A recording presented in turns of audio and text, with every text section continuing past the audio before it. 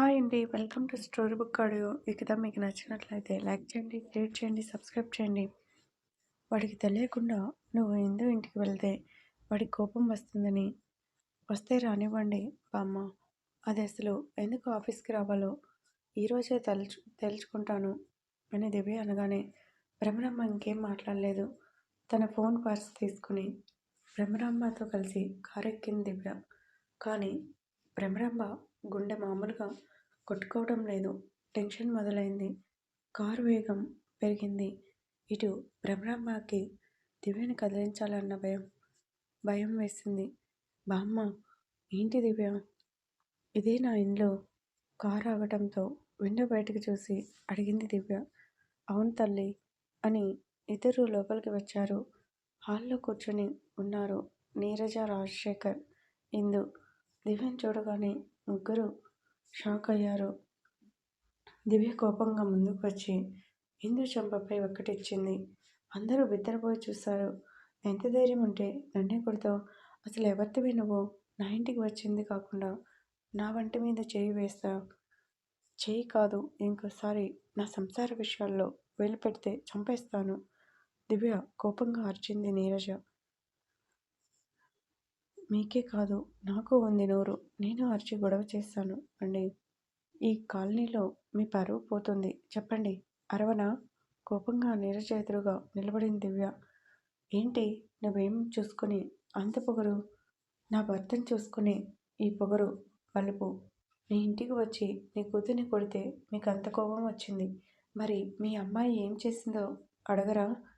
ఏం చేసింది? సిగ్గు లేకుండా, భయం లేకుండా మా ఆయన ఆఫీస్ చుట్టూ తిరుగుతుంది. పైగా మా అన్నయ్యకి, సూర్యగారికి మధ్యన గొడవలు పెట్టాలని చూస్తుంది అంటూ జరిగిన విషయం అంతా చెప్పింది. దివ్య అంతా విన్న రాజశేఖర్కి కూతురుపై విపరీతమైన కోపం వచ్చింది. ఏంటి, నా కూతురుపై నిందలు వేయడానికి వచ్చావా? వేయాల్సిన అవసరం నాకు లేదు. కూతురు మీద ప్రేమ ఉంటే ఇంటికి దాన్ని చేసి ఉద్ధరించండి.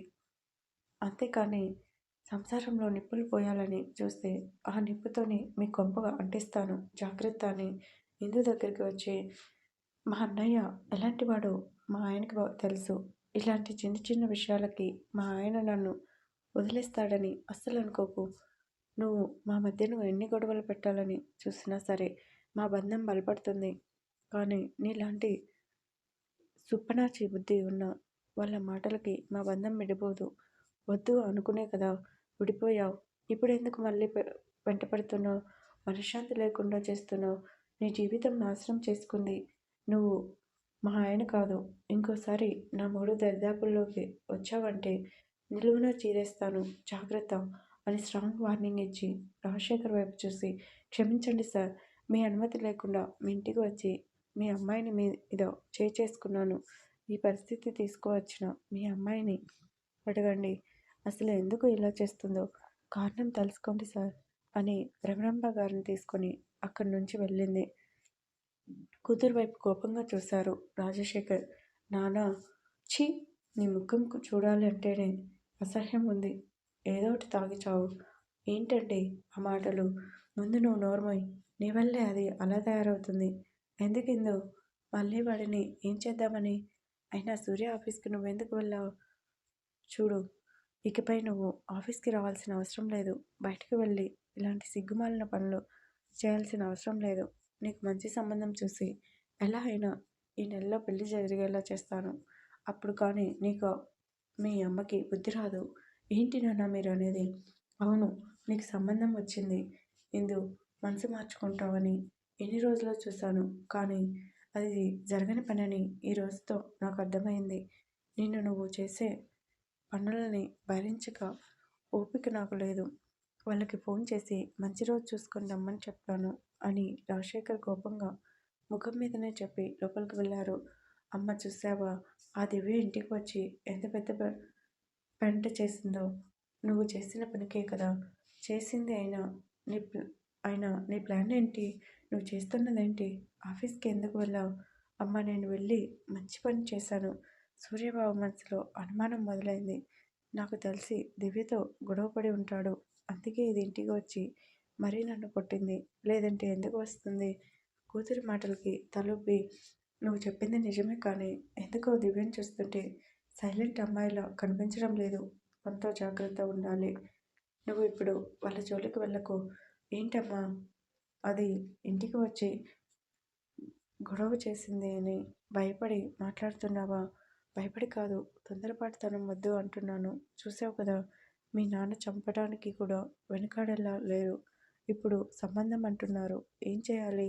నాకు తెలుసమ్మా, నాన్న అలా అంటారు అనే సంబంధమే కదా. వచ్చాక చూస్తాను. ఏది ఏమైనా సరే వాళ్ళిద్దరు సంతోషంగా ఉండటానికి వీల్లేదు అని ఇందు తనలోకి వెళ్ళగానే నీరజ భయపడింది. ఏంటి ఇది ఎంత కోపంగా ఉంది? నిజంగానే అన్నంత పని చేస్తుందా ఏంటి? చేయని నా కూతుర్ని ఎటూ కాకుండా చేసిన ఆ సూర్య సంతోషంగా ఉంటే నేను ఓర్వలేను అనుకుని బయటికి వెళ్ళింది. ఇంటికి వచ్చింది కానీ దివ్యకు కోపం తగ్గలేదు. ఇందుని చూడగానే చంపేయాలి అన్నంత కోపం వచ్చింది. కానీ ఒక దెబ్బ కొట్టి ఊరుకుంది. రచ్చ చేయటం ఎందుకని. దివ్య, బామ్మ ఏంటి ఇంకా కోపంగా ఉన్నావా? ఏం చేయను బామ్మ, మా అన్నయ్య ఎలాంటివాడో మీకు తెలుసు కదా.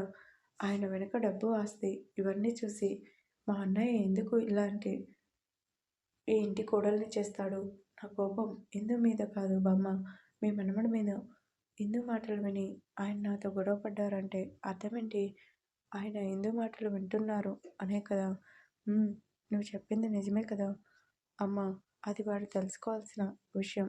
నువ్వు మాత్రం తగ్గకు, ఇలానే ఉండు. దాన్ని కొట్టి మంచి పనే చేశావు. ఇంకా సూర్య జోలికి ఏం వెళ్ళదు. అలా అని ఈ విషయంలో ఇంతటితో ఆగిపోతుంది అనుకోకు. నా మనవరాలు అని కాదు కానీ ఇందు ఎంత దూరమైనా వెళ్తుంది. నిజాన్ని అబద్ధంగా చూపిస్తుంది. నాకు తెలుసు అమ్మ. కానీ నేను ఎందుకు ఊరుకుంటాను? నేను చేయాల్సింది చేశాను. సరే, ఈ విషయం వదిలేయండి. రండి టిఫిన్ చేద్దురు. సరే పద అని కూర్చుంది బ్రహ్మమ్మ. కానీ మనసు స్థిమితంగా లేదు. ఆ హిందూ మళ్ళీ ఏ పెంట చేస్తుందని ఆలోచనలో మునిగిపోయి ఏదో తిన్నాను అన్న పేరుకి 2 ఇడ్లీలు తిని తన గదికి వెళ్ళింది. దివ్య మాత్రం టిఫిన్ చేసి సూర్యకి లంచ్ బాక్స్ ప్రిపేర్ చేసి అన్నీ సర్దుకొని రాజ్యం చేసుకొని ఆఫీస్కి బయలుదేరింది. వర్క్ చేసి అలసిపోయాడు. సూర్య మెడ నొప్పిగా ఉండటంతో చైరు వెనక్కి తలని వాల్చాడు. సూర్య అంటూ లోపలికి వచ్చాడు వినోద్. ఎందుకొచ్చావు నా చంబర్కి?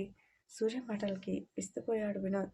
ఎందుకొచ్చాను రా, నిన్న ఇందు గొడవ చేసింది. నువ్వు సైలెంట్గా ఇంటికి వెళ్ళిపోయావు. ఇప్పుడు వచ్చావు. అసలు ఏమనుకుంటున్నావు నువ్వు? మాట్లాడలేడు వినోద్. సైలెంట్గా తలని దించుకున్నాడు. నువ్వు తలదించుకుంటే తప్పు చేశావనా? సూటిగా అడిగాడు సూర్య. నువ్వు ఇందు మాటలు నమ్ముతున్నావా సూర్య? నమ్మటం లేదు కానీ నీ మౌనం నాకు ఎక్కలేని ఆలోచనలకి దారితీస్తుంది. వినోద్, ఎందుకు నువ్వు మౌనంగా ఉంటున్నావు? చెప్పు, నా దగ్గర ఏమన్నా దాస్తున్నావా? చాచా, అలాంటిదేం లేదురా. ఇందు మాటలకి నాకు ఏం మాట్లాడాలో అర్థం కాలేదు. అందుకే ఇంటికి వెళ్ళిపోయాను. సారీ సూర్య, నీ మనసును బాధపెట్టాను అని వినోద్ అనగానే సూర్య చిన్న స్మైల్ ఇచ్చాడు. కానీ వినోద్ ప్రవర్తనకి సూర్యకి అనుమానం వచ్చేలా చేసింది. అదేంటో తెలుసుకోవాలని మనసులోనే నిర్ణయించుకున్నాడు.